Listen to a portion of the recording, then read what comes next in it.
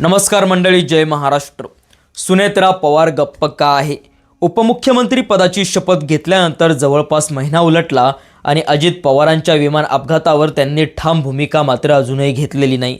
हा केवळ संयम आहे की रणनीती, असे प्रश्न आता महाराष्ट्रासमोर तयार होत आहे। राजकारणात शांतता ही एक भूमिका आहे, पण जेव्हा प्रश्न लोकांच्या मनात अस्वस्थता निर्माण करतात तेव्हा शांतता संयम वाढवतो। मग ही चुप्पी कुणासाठी आहे? स्वतःसाठी, पक्षासाठी की इतर दुसऱ्यासाठी? मात्र या सगळ्या प्रश्नानंतर अजित पवारांच्या निधनामुळे एक वेगळी चर्चा जरी महाराष्ट्रात रंगत असली तरी त्यामध्ये मात्र दोन कथा सातत्यानं समोर येत आहे। एकीकडे अधिकृत दावा आहे की अजित पवारांचा अपघात झाला, तर दुसरीकडे दुसरा दावा आहे, तो म्हणजे जनतेचा दावा, संशयाचा, अजित पवारांचा नियोजित घातपात झाला। अनेक गोष्टींमुळे घातपाताचा संशय येत आहे, तो म्हणजे जो ब्लॅक बॉक्स फायर प्रूफ असतो तो ब्लॅक बॉक्स जळाला असं म्हणतायत। मग मोबाईल सुरक्षित कसा आहे? घड्याळ सापडलं असं देखील चर्चा अगोदर झाली होती। नवे अजित पवारांची ओळख त्याच घड्याळामुळे झाली असं देखील अगोदर बोललं होतं। जर इतक्या विसंगती आहे तर सुनेत्रा पवार रोज या मुद्द्यावर आक्रमक का होत नाही?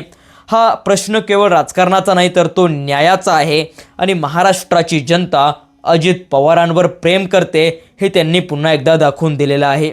अजित पवारांकडे अर्थखातं होतं, तो म्हणजे सत्तेचा कणा होता। मग त्यांच्याच पश्चात सुनेत्रा पवार यांनी हे खातं स्वतःकडे का घेतलं नाही किंवा त्यांना अर्थखातं का देण्यात आलं नाही, हा प्रश्न देखील तेवढाच महत्त्वाचा होता। जर पूर्ण अधिकार दिले गेले असतील असं जर ते म्हणत आहे तर अर्थखातं दुसऱ्याकडे का गेलं? ही तात्पुरती तडतड आहे की दबाव आहे, हा प्रश्न तयार होत आहे। कारण राजकारणात खात्याचं वाटप म्हणजे शक्तीचं वाटप। मग शक्ती खरंच कुणाकडे आहे? हा मुद्दा देखील राजकीय समीकरणाचा संकेत ठरू शकतो।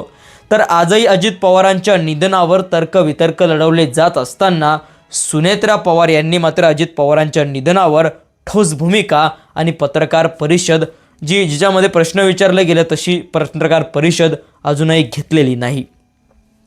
अजित पवारांच्या निधनाच्या चर्चेमध्ये 4 नाव सातत्यानं समोर येत आहे। प्रफुल्ल पटेल, धनंजय मुंडे, छगन भुजबळ, सुनील तटकरे। निर्णय त्यांच्या आवाजात जास्त ऐकू येतात। मग उपमुख्यमंत्री म्हणून अंतिम शब्द कुणाचा? सुनेत्रा पवारांचा की या चौघांचा? जर या आमदारांनाही सहज भेटता येत नसेल तर हा नेतृत्वाभोवतीचा राजकीय घेरा आहे का? हा प्रश्न केवळ व्यक्तीचा नाही तर तो पक्षाच्या स्वायत्ततेचा आहे। तुमच्या मते कंट्रोल कुणाकडे आहे? मित्रांनो, त्याचबरोबर अजित पवारांच्या निधनानंतर महाराष्ट्राचं राजकारण पूर्णपणे हादरून गेलं होतं। शरद पवार आणि सुप्रिया सुळे यांच्याशी संभाव्य विलीनीकरणाचा मुद्दा का टाळला जातोय? जर सुनेत्रा पवार बोलल्या तर विषय संपेल असं अनेकांची भूमिका आहे, मग त्या बोलत का नाही? हा मौन करार आहे का की रणनीतीचं अंतर? विलीनीकरणावर स्पष्ट भूमिका घेतली तर अनेक तर्कवितर्क संपतील, त्यामुळे सुनेत्रा पवारांनी स्पष्ट काय ते अगोदर बोलायला पाहिजे। मग अजूनही शांतता का? तर सुनेत्रा पवार आजही या मुद्द्यावर शांत आहेत, त्यामुळे त्यांची शांततेची भूमिका आता संशय वाढवत आहे।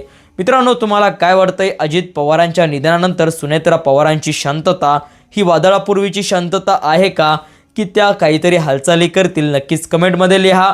अशाच माहितीपूर्ण अपडेटसाठी आपल्या चॅनलला सबस्क्राईब करा। धन्यवाद। जय महाराष्ट्र।